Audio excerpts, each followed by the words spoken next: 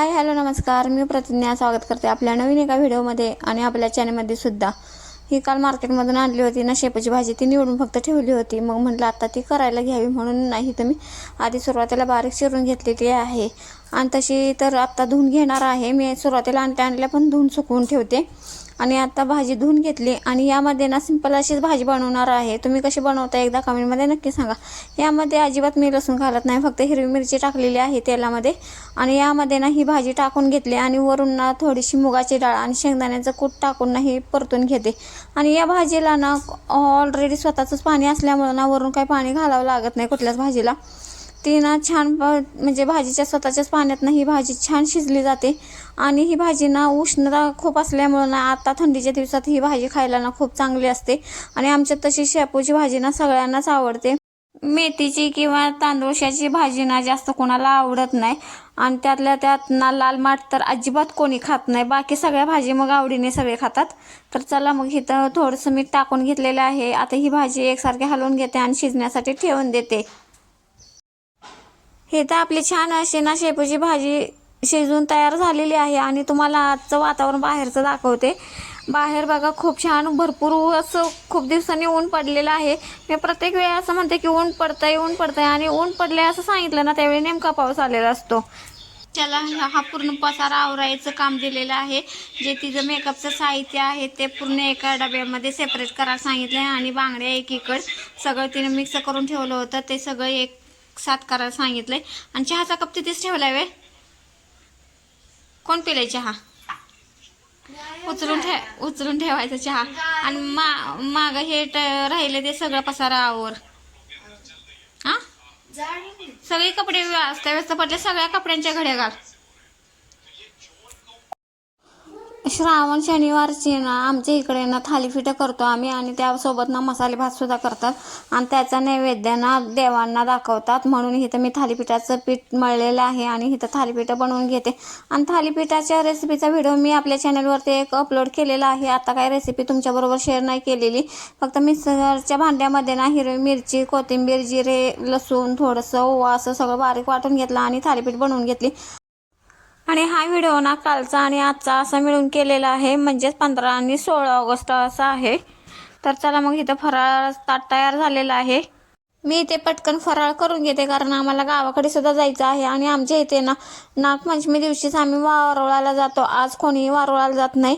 तर चला मग सिंपल अशीच देवपूजा मी करून घेतली होती। घरातली सगळी कामं आवरले आणि आता मी गावाकडे निघाले। तर इथे तर सगळी तयारी करून घेतली होती आणि आम्ही गावाकडे जायला निघालो होतो। उपवास तसा होता भावाचा आणि तसं ना आमचं काही काम पण होतं आणि सुट्टी होती आणि ना बरेच दिवस झालं ना गावाकडे गेलो नव्हतो।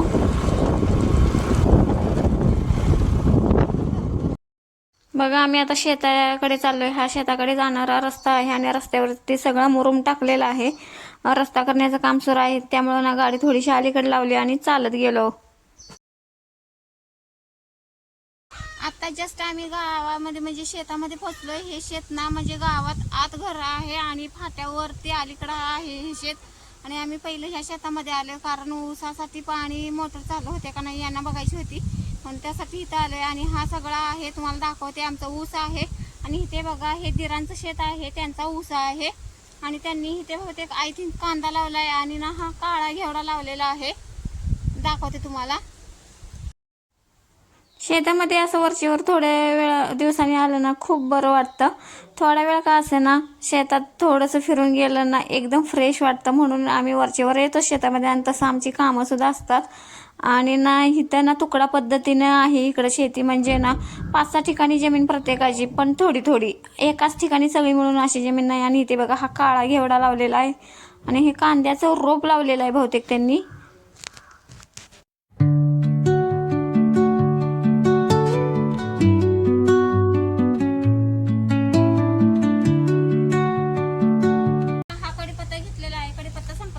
शेतातला आणि हे आहे आमची विहीर। विहिरीमध्ये बघा किती पाणी आहे, भरपूर पाणी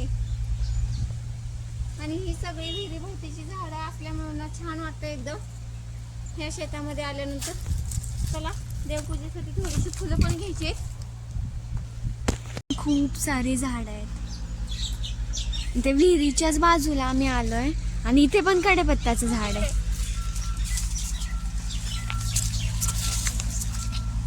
हे बघा इथे कोरफड वगैरे पण आहे. मम्मी कोरफड घेणार आहे?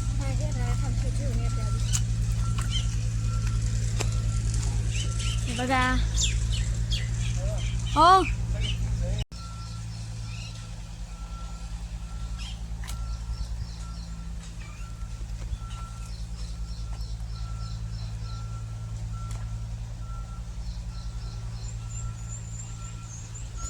खूपच चिंच आहे तिथं, खूपच चिंच आहे ते बघ ना. त्या ढाळ्यांना पण बऱ्याच आहेत. हो, ढाळ्यांना पण भरपूर चिंच आहे. हे बघा ना तुम्ही, इथे बघा ना, हे बघूनच समजतंय. लाल चिंच आहे, लाल चिंच त्यात. हा हे काय त्याच्यामुळे ना खूप छान लागतं. अजिबात आंबट चिंच नाही हे. जरा ब्राईटनेस येतोय ना, त्यामुळे नीट दिसत नसेल चिंच. थांबा मी तुम्हाला इकडनं दाखवते. हा हे बघा असे सगळे भरलंय हे झाड. खूप चिंच आहे तिथं. मम्मीला माझ्या चिंचा खूप आवडतात. खूप आवडतात. इथे मध्येच का सोडलंय मम्मी रिकामं? ते त्यांनी लसूण कांदा केलं होतं ना, हा ते परत, हा बरोबर आहे, हा ऊस वेगळा. परत ऊस लावला ना त्यानं. चिंचा मला आवडत नाहीत खरं, मम्मीला खूप आवडतात. हो, चिंचा खूप आवडतो. का दात असतात खूप. आम्ही लहानपणी ना चिंचा, बोरं, आवळं सगळं खायचं. सगळं आवडीनं खायचं. आणि मम्मी मला आता म्हणली खा, तरी मी खात नाही. हो, आता अजिबात हिला आवडत नाही चिंचा, बोरं खायचं. ॲलोवेरा घेणार आहे का? घेते की. ॲलोवेरा घे. तिथे फुलं नाही आहेत का आता? फुलं नाही येत नेमकी. थांब, इथे आहेत का? आहे बहुतेक. हिबिस्कस आहे तिथं.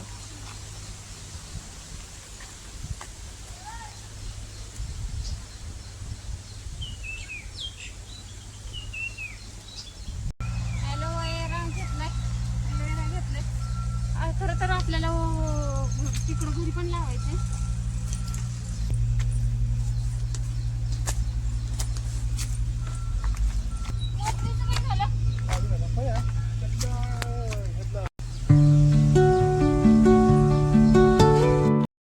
आता या शेतामधलं काम झालं होतं आमचं. मोटर फक्त चालू करायची होती म्हणून आम्ही आता दुसऱ्या शेतामध्ये चाललो होतो. आणि ते शेत सुद्धा ना घरी जायच्या आधी अलीकडंच लागतं, म्हणून म्हटलं जाता जाता तिथं थोडा वेळ थांबूया आणि मग घरी जाऊया. आणि इथे बघा तोपर्यंत रोळा आला होता.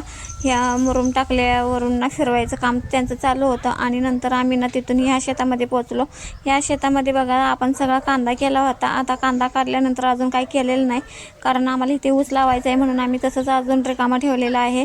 आणि पाऊस सारखाच येत जात राहतोय, त्यामुळे सरी घालायचं राहिलं आणि त्यामुळं ना बाकी काही इथं केलेलं नाही. आणि ना सरी घालायचं काम राहिलंय म्हणजे पावसामुळं करता आलेलं नाही ना, म्हणजे फोडून आणि नांगरून टाकलं होतं तरी सुद्धा ना परत गवत आलेलं आहे. आणि इथे ना नारळाच्या झाडांना आपल्या काही नारळ लागले होते, ते लागलेत का नाहीत, केवढे झालेत म्हणून आम्ही ते बघितले. आणि ना हा भुईमुग ना तसाच त्यांनी नांगरून टाकला होता, त्यामुळे परत उगून आलेला आहे. म्हणून म्हटलं बघावं त्या भुईमुगाला शेंगा आलेली आहे का, पण फक्त फुलं लागलेली आहेत, अजून शेंग काही आलेली नाही.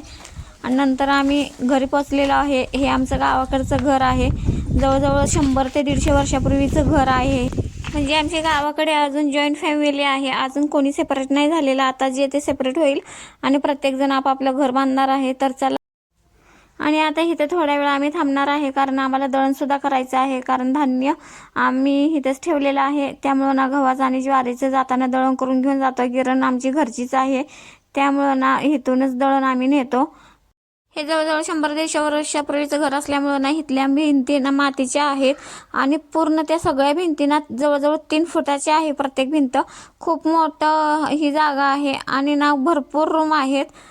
जुन्या पद्धतीने एकदम बांधलेलं आहे, त्यामुळं ना या घराला जायला यायला सुद्धा ना बरेच रस्ते आहेत आमच्यासाठी. आणि थोडंफार डेव्हलप केलेलं आहे. थोड्या रूम डेव्हलपमध्ये म्हणजे थोडंसं त्यांचं बांधकाम केलेलं आहे, बाकी नाही केलेलं काय आहे, तसंच आहे आता सगळं. त्यामुळे ना तुम्हाला इथे पसारा भरपूर दिसत असेल. आम्ही फक्त शनिवार रविवारी कधीतरी येतो, त्यामुळं ना थोडा वेळ सगळ्यांशी बोलण्यातच जातो निघून. कसा आणि जातो दिवस हे सुद्धा आम्हाला कळत नाही. आणि इथे बघा मी गव्हाचं दळण करायला घेतलेलं आहे, ज्वारीचं सुद्धा दळायचं आहे. आता दोन्ही दळणं करून घेते आणि तोपर्यंत लक्षात आलं की बाजरीचं सुद्धा दळण लागणार आहे, कारण नागपंचमीला आमच्या इकडे ना दिंड आणि दिवस करतात, त्यासाठी ना बाजरी लागते. म्हणून इथं बाजरी सुद्धा निवडून घेतली. घरी आल्यानंतर छान असं बेसन बनवलं आणि अन्वेषाच्या हातावर मेहंदी काढली. तर चला मग हा व्हिडिओ इथंच एंड करते. पुन्हा भेटू नेक्स्ट व्हिडिओमध्ये. तोपर्यंत बाय.